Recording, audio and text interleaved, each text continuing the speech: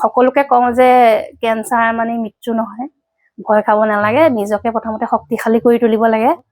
প্ৰথম যেতিয়া হস্পিটেলখনত সোমাইছোঁ মানে অকণমান ভয় ভাৱ এটা আহিছে, তথাপিতো মই দেখুওৱা নাই, কাকো দেখুওৱা নাই, ঘৰৰ মানুহখিনি। সেইকাৰণে মানসিকটো যদি শক্তিশালী কৰি ৰাখিব পাৰে মানে কোনো বেমাৰে একো কৰিব নোৱাৰে। প্ৰথমতেতো মই শাহুমাৰ কথা ক'ব লাগিব। আমাৰ শাহুমাই মোক মানে একদম কেঁচুৱা যেনেকৈ ডাঙৰ কৰে, মোক শাহুমাই তেনেকুৱা যত্ন লৈছে। নমস্কাৰ, নিউজ নৰ্থ আছামৰ এক প্ৰেৰণাত্মক অনুষ্ঠানলৈ মই ৰমেন বৰাই সকলোকে স্বাগতম জনাইছোঁ। এই অনুষ্ঠানটোৰ জৰিয়তে আমি সমাজৰ বহু লোকলৈ এক বাৰ্তা কঢ়িয়াই আনিব বিচাৰিছোঁ। কাৰণ এক দুৰাৰোগ্য বুলি কয় কেঞ্চাৰ বেমাৰক, আৰু এই বেমাৰৰ প্ৰথম অৱস্থাত যদি ধৰা পৰে তেতিয়া আৰোগ্য হোৱাৰ সম্পূৰ্ণ সম্ভাৱনা থাকে।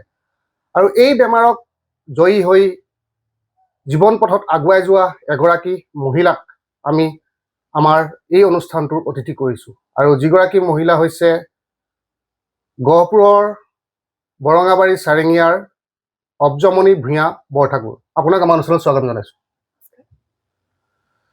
মই প্ৰথমতে আপোনাৰ পৰা জানিব বিচাৰিম, যিহেতু আপোনাৰ জীৱনত বহুত এটা ডাঙৰ ঘাত প্ৰতিঘাত চলি গ'ল আৰু আপুনি হাৰি নগ'লে, মই প্ৰথমতে আপোনাৰ পৰা জানিব বিচাৰিম, যি সময়ত আপোনাৰ এই ৰোগটো ধৰা পৰিছিলে সেইখন সময়ত আপোনাৰ মানসিক স্থিতি কেনেকুৱা হৈছিলে?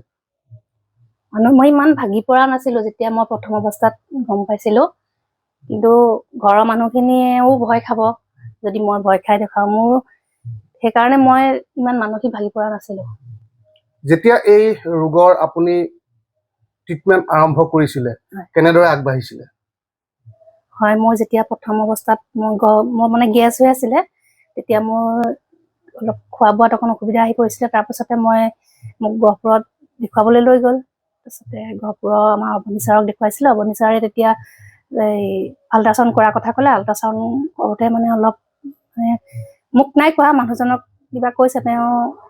তাৰপাছতে মানুহজনৰ মই দেখিছোঁ তেতিয়া মানে কি অলপ মুখৰ ৰংটো সলনি হোৱা দেখি মই গম পাইছোঁ যে অলপ মানে জটিলেই কিবা এটা হৈছে চাগে মোৰ। তাৰপাছতে ক'লে নাই, মোক কৈছে মানুহজনে কৈছে যে তাই তেনেকুৱা একো হোৱা নাই, এনেই অলপ গাইনৰ ডক্তৰ এজনক দেখুৱাব কৈছে, কাইলৈ বিশ্বনাথ চাৰিআলি লৈ যাম, আমলচকীয়া ছাৰৰ ওচৰত এপাক দেখাই আনিমগৈ, এনেকৈ কৈছিলে। আৰু যেতিয়া আপোনাৰ এই ট্ৰিটমেণ্ট আৰম্ভ কৰিছিলে সেইকণ সময়ত আপুনি ক'ত প্ৰথম অৱস্থাৰ পৰা ট্ৰিটমেণ্ট আৰম্ভ কৰিছিল? যিহেতু আপুনি গহপুৰৰ কথা ক'লে, আপুনি বিশ্বনাথ চাৰিআলিৰ কথা ক'লে, ইয়াৰ পৰৱৰ্তী পৰ্যায়ত আপুনি ক'ত মানে আপোনাৰ ট্ৰিটমেণ্ট কৰিছিলে? মই প্ৰথমতে আমলচকীয়া ছাৰৰ ওচৰত দেখুৱালোঁ। ছাৰে ক'লে যে কাইলৈ ইমিডিয়েট গুৱাহাটী লৈ যাম বুলি ক'লে।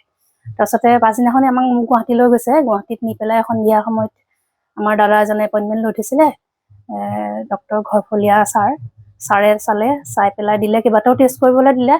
তাৰপাছতে টেষ্ট কৰাৰ পাছতে ছাৰে 3 দিনমানৰ পাছতে ছাৰে মানুহজনৰ সৈতে আমাৰ ভাইটি মানে মোৰ দেৱৰক এনেকৈ কেইবাজনো লগ লাই মানে ডাক্তৰৰ লগত কথা পাতি গোটেইকেইজন মোৰ ওচৰলৈ আহিছে। আৰু মানে মোক ক'বলৈ প্ৰথমতে আফচোচ কৰি গোটেইকেইজন আহিছে। তাৰপিছত মোৰ জেঠাল এজন আছে, গুৱাহাটীতে থাকে, তেখেতে ক'লে, দায়িত্বটো দিলে মোক ক'বৰ কাৰণে। তাৰপাছত দাদাই মোক কৈছে, মাজনী এনেকুৱা তেনেকুৱা, তোমাৰ কেমো 2টামান দিব লাগিব, তাৰপাছত তোমাৰ অপাৰেশ্যন হ'ব। তেতিয়া মোক কৈছোঁ ঠিক আছে হ'ব, এনেকৈ কৈছোঁ। তেতিয়াহে মানে ঘৰৰ মানুহখিনিয়ে তেতিয়াহে অলপ মানে মনটো ডাঠ হৈছে, যেতিয়া মই ঠিকে আছে হ'ব বুলি কৈছোঁ। তাৰপাছতে মোক পাছদিনাখনে মোক বিপুৰা কেঞ্চাৰ হস্পিটেললৈ লৈ গৈছে। তাৰপাছতে মোৰ এনেকৈ পেহী ছোৱালী আছে, মানুহজন আছে, মা আছে, মোৰ মাহী এজনীও আছিলে লগত। তেনেকৈ গোটেইখিনি মিলি গৈছোঁ। আৰু প্ৰথম যেতিয়া হস্পিটেলখনত সোমাইছোঁ মানে অকণমান ভয় ভাৱ এটা আহিছে, তথাপিতো মই দেখুওৱা নাই, কাকো দেখুওৱা নাই, ঘৰৰ মানুহখিনি সাহসটো হেৰাই যাব বুলি মই ভয় দেখুৱাই দিয়া নাই। তাৰপাছতে ঘৰফলীয়া ছাৰেই মোৰ এগৰাকী তেখেতৰ ষ্টুডেণ্ট বুলি ক'লে, তেখেতৰ ওচৰলৈকে মোক লৈ গ'ল। বিবৰুৱা হস্পিটেলৰ ডক্টৰ উপাসনা বৰুৱা ওচৰলৈ লৈ গ'ল। উপাসনা বৰুৱাই প্ৰথম মোৰ ট্ৰিটমেণ্ট আৰম্ভ কৰিছে। মানে ৰোগ যিমানেই ডাঙৰ নহওক কিয়, যদি আপোনাৰ নিজৰ মানসিক মনোবলটো সবল নহয়, তেতিয়া আপুনি ৰোগক জয়ী কৰিব নোৱাৰে। এইটো কথা আপুনি আখৰে আখৰে মানে পাইছে, নহয় জানো? মই আখৰে আখৰে পাইছোঁ। যদি মানসিকভাৱে মানে শক্তিশালী হয়, মানসিকটো, শাৰীৰিকটোতো দুৰ্বল হ'লে মানসিক শক্তিশালী হ'বই লাগিব।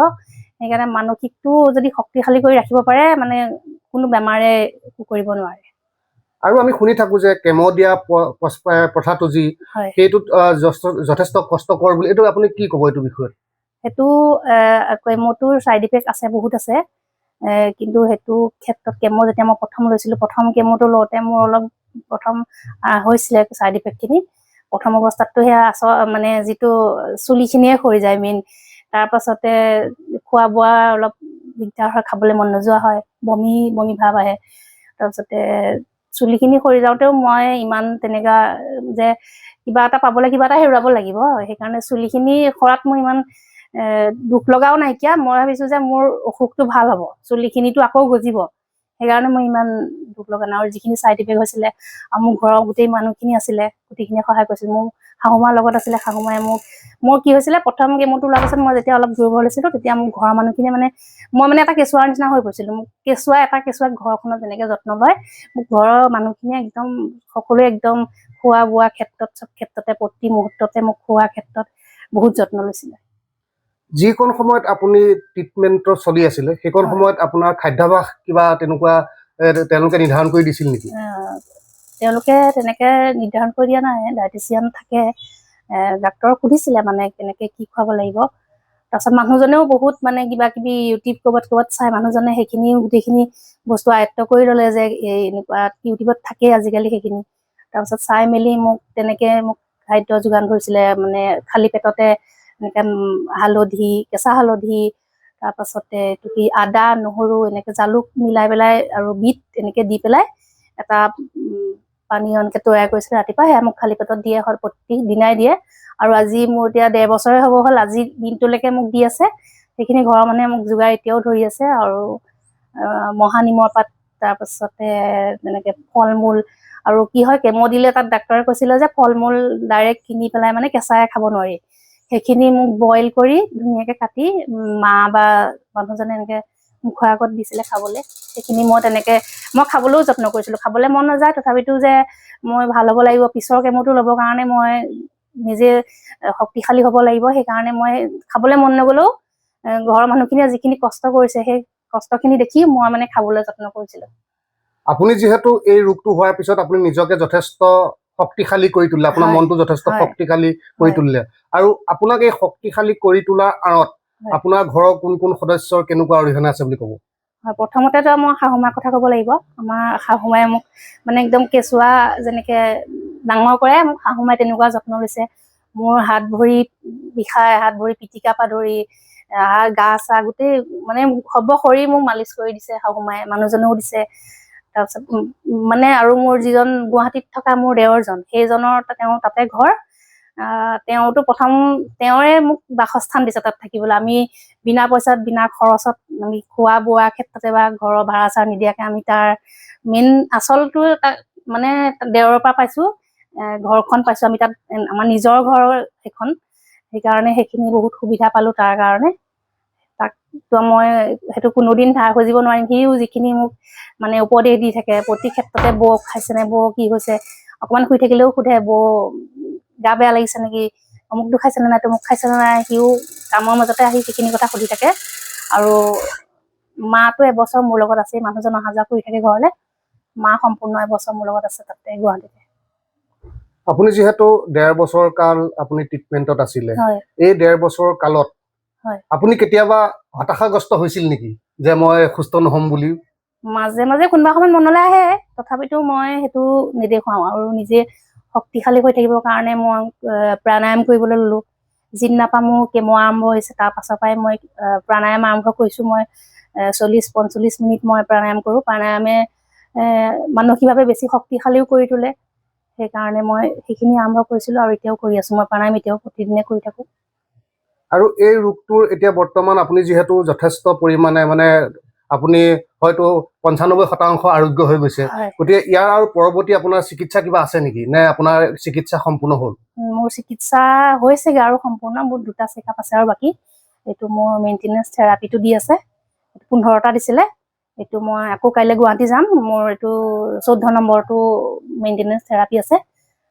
প্ৰায় মই সুস্থ হৈ উঠিছো। মই আগৰ নিচিনাকে ঘৰৰ কাম কাজ কৰিব লৈছো। মানে মাহঁতেতো কৰিয়ে থাকে, মাহঁতৰ লগতে মই সমানে মোৰ সৰু জা আছে, সৰু জাও কৰে, যথেষ্টখিনি সহায় কৰিছে। মই যেতিয়া তাতে গুৱাহাটীত আছিলো, মাৰ লগত মই আছিলো, তেতিয়া ইয়াত সৰু দেওৰ আৰু সৰুজনী জা আছিলে।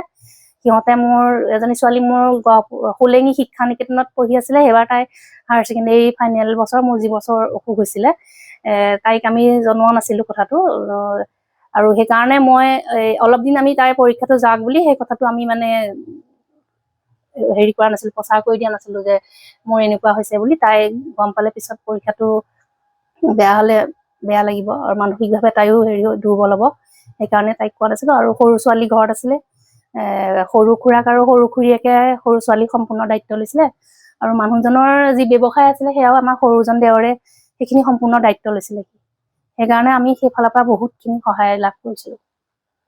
যিহেতু কেঞ্চাৰ বুলি কোৱাৰ লগে লগে ৰাইজৰ মাজত অতি ভয়ংকৰ এটা পৰিস্থিতিৰ সৃষ্টি হয়, আৰু তেনেকুৱা এটা ৰোগক প্ৰতিহত কৰি আপুনি সুস্থ হবলৈ সক্ষম হৈছে, আপোনাৰ নিজকে কেনেকুৱা অনুভৱ হয়?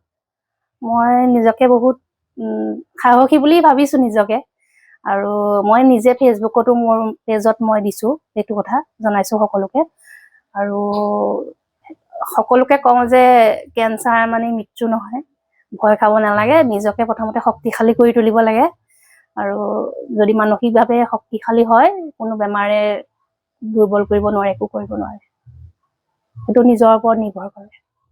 হয়, ধন্যবাদ জনালো। এয়া আছিলে অবজমণি ভূঞা বৰঠাকুৰ, যিগৰাকীয়ে নিজৰ মানসিক শক্তিৰ বলত, নিজৰ দৃঢ় মনোবলৰ বলত আজি সুস্থ হবলৈ সক্ষম হৈছে। আৰু বহু সংখ্যক এনেকুৱা আছে যি নেকি আচলতে বেমাৰতকে নিজৰ মানসিক দুৰ্বলতাৰ কাৰণেই তেওঁ বেছিকে কি বুলি কয় দুৰ্বল হৈ পৰে, আৰু হয়তো তেওঁ আৰোগ্য লাভ নকৰিব পাৰে।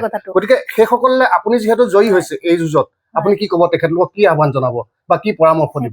কেঞ্চাৰ বুলি কোৱাৰ লগে বহুত মানুহে যে মই আৰু জীয়াই নাথাকো, মোৰ জীৱন শেষ ইয়াতে, মই মৰি যাম, সেইটো তেনেকুৱা ভাবি মানসিকভাৱে বেছি দুৰ্বল হৈ যায়। মানসিকভাৱে যদি বেছি দুৰ্বল হৈ যায়, তেনে অসুখটোৱে বেছি মানে আক্ৰমণ কৰিব তেতিয়া। আৰু মানসিকভাৱে শক্তিশালী হলেহে বেমাৰ মানে আঁতৰি যাব গাৰ পৰা। যিহেতু আপোনাৰ আৰু এটা চেকআপ আছে বুলি ক'লে, সেই চেকআপৰ পিছতো হয়তো আপুনি সম্পূৰ্ণ 100% আপুনি সুস্থ হ'ব। গতিকে আপুনি সম্পূৰ্ণ সুস্থ হোৱাৰ পিছত আপুনি কি কৰ্মত নিজকে নিয়োজিত কৰাৰ আপোনাৰ পৰিকল্পনা আছে? মই মানে এতিয়াও গুৱাহাটীৰ পৰা অহাৰ পাছতে মই ইটো সিটো কাম কৰি আছো। মই এনেকে ফুল অলপ ৰুই লৈছো, ব্যস্ত থাকিবৰ কাৰণে ফুল ৰুই থাকো, কিবা কিবি চিলাই তিলাই কৰি থাকো। তাৰপাছতে মই মানুহজনক কৈছো যে মোৰ নাৰ্চাৰী এখন খুলিবলৈ মন আছে, মানে ফুলত লাগি থাকি মই ভাল পাওঁ। সেইকাৰণে মই কৈছো যে মোক নাৰ্চাৰী এখন খুলি দিবা, মই তাতে লাগি থাকিব পাৰিম। হয়, ধন্যবাদ জনালো। এয়া আছিলে অবজমণি ভূঞা বৰঠাকুৰ, যিগৰাকী হয়তো বহুতৰ কাৰণে এক সাহসৰ প্ৰতীক হৈ পৰিব। আৰু এটা কথা মই কৈ দিওঁ যে কেঞ্চাৰ বুলি ক'লে বহুত মানুহে ভাবে যে কেঞ্চাৰটো বাগৰিব নেকি। মই সেই কথাটো ক'ব বিচাৰিছো যে কেঞ্চাৰটো ইজনৰ পৰা সিজনলৈ কেঞ্চাৰ বেমাৰ নাবাগৰে, বা কোনোবা ভাবে যে তেওঁৰ জোঠা খালে বা কি বাগৰিব নেকি, এনেকে ভাবে যে মোৰ ঘৰৰ মানুহে মোৰ সকলোৱে মোৰ মানে মই খোৱা বস্তু মোক কাঁহী পৰা নি পেলাই খায় সকলোৱে। আচলতে আপুনি এইটো ভাল কথাই ক'লে, কিয়নো সেই কথাটোৱে আজিকালি মানুহক বহুত, কোনোবা কেঞ্চাৰ ৰোগী আগত খবৰ ল'বলৈ যাব নোৱাৰে, জানোচা চুই দিলে বিয়পিব বুলি ভাবে। সেইটো গতিকে এগৰাকী ৰোগীয়ে কৈছে আপোনালোকক, যিগৰাকীয়ে বৰ্তমান সুস্থ হৈছে, গতিকে তেখেতৰ পৰা আপোনালোকে কিছু প্ৰেৰণা পাব। আৰু যিসকলে হয়তো নিজৰ ৰোগক অতি ভয় কৰে, তেওঁলোকে প্ৰেৰণা পাব এইগৰাকী মহিলাৰ পৰা। আৰু কিবা ক'ব নেকি আপুনি? হয়, আপোনাক ধন্যবাদ জনালো, আপুনি আমাক এইকণ সময় দিয়াৰ বাবে। নমস্কাৰ।